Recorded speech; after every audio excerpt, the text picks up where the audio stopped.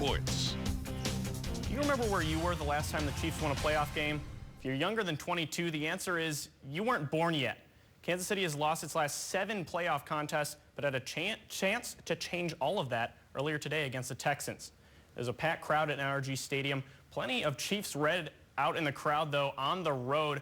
Opening kickoff of the NFL playoffs, Houston native Niall Davis fields a ball in the back of the end zone and takes it out. A shimmy and a shake at the 10, hits the hole, and he is gone. Nothing but open field in front of him, crossing midfield, and that is the quickest score in NFL playoff history. Puts the Chiefs up 7-0. Later in the first quarter, Brian Hoyer drops back to pass. He had a rough day today. Tosses it over the middle, and it's Eric Berry making the diving pick. What a great story he has. This time last year, he was battling cancer, now making plays in a playoff game. There was a scary moment later in the game when Missouri alum Jeremy Maclin went down with an apparent knee injury. He did not return. His replacement in the lineup would step up, though. Rookie Chris Conley gets open in the back of the end zone, and Alex Smith finds him. That score puts KC up 20-0, and from start to finish, the Chiefs dominated. They roll into the divisional round, beating the Texans 30-0. Now, an update on Jeremy Maclin's injury. Head coach Andy Reid says the team believes he suffered a knee strain. He'll have an MRI tomorrow. Kansas City can't afford to be without him going forward in the playoffs. He set a franchise record by hauling in 87 passes this season.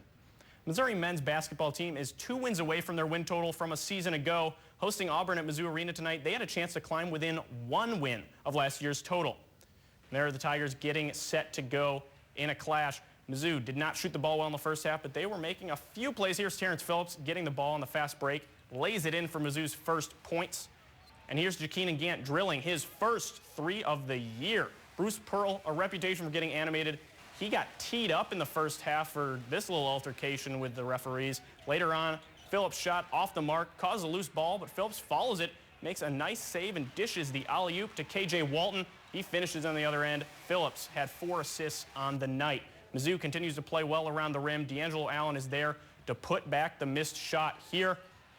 And then with the first half winding down, Cullen Van Leer misses a shot, but Kevin Puryear cleans up his mess and slams it down. Puryear finished with 14 points, and Mizzou gets their first SEC win, 76-61. Some more SEC basketball action for you. Undefeated South Carolina hosting Vanderbilt. First half, Commodores lead by 6. Damian Jones waits and waits, cuts. Oh, no regard for human life. That must be jam, because jelly don't shake like that. Later in the first half, Gamecocks down 3. Mindaugas Kasingas drives baseline, floats it up and in, a little teardrop. It was Vanderbilt extending the lead. A minute later, though, Riley LaChance drills from deep. The lead moves to 7, but the Gamecocks battled back. Tie game midway through the second. P.J. Dozier double clutches and hits, giving his team the lead. With time winding down, South Carolina up 3. Sindarius Thornwell with the dagger. Gamecocks remain undefeated. They move to 15-0. And for more SEC scores, Kentucky pounced on Alabama earlier. They win by double digits. Arkansas left Mississippi State feeling like they need a little more cowbell. In Gainesville, it was the Gators eking out a win against LSU, and Tennessee fell in a shootout. A&M tops them 92-88. In the last game of the night, Ole Miss outlasted Georgia by a single point. The Columbia College men and women's basketball teams have been red hot lately. The women are undefeated, and the men were putting their undefeated conference record on the line earlier this afternoon. Cougars were looking determined for their tilt, trying to move to 9-0 in conference play. Early on, Nathan Biggs, making his presence felt, puts back the missed shot, giving Columbia a 7-3 lead. Then it's Biggs pulling in the air ball and turning it into an easy 2. That's some heads-up basketball. And what do you know?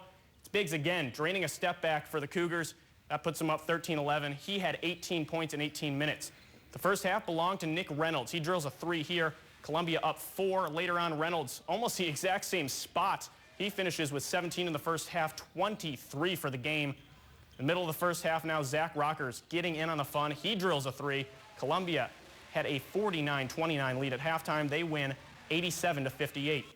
And Cougar women were in action as well earlier this afternoon. Corey Hamilton, a beast down low all day long. She gets this pass, lays it in. Columbia 15-6 lead. Later on, Hamilton again, another easy bucket, 32-22 Columbia. She wasn't just putting the ball in the basket, though.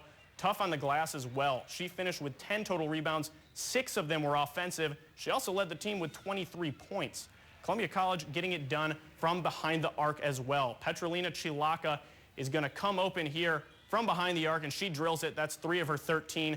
Despite William Baptist being able to stay in it for most of the first half, Columbia pulls away in the second. Ashley Marlatt continued her sharp shooting. She hit 5 3-pointers today, scoring 19 when it was all said and done. Cougars outscored William Baptist 35-25 in the second half. They roll to an 80-59 win and remain undefeated. And that's sports.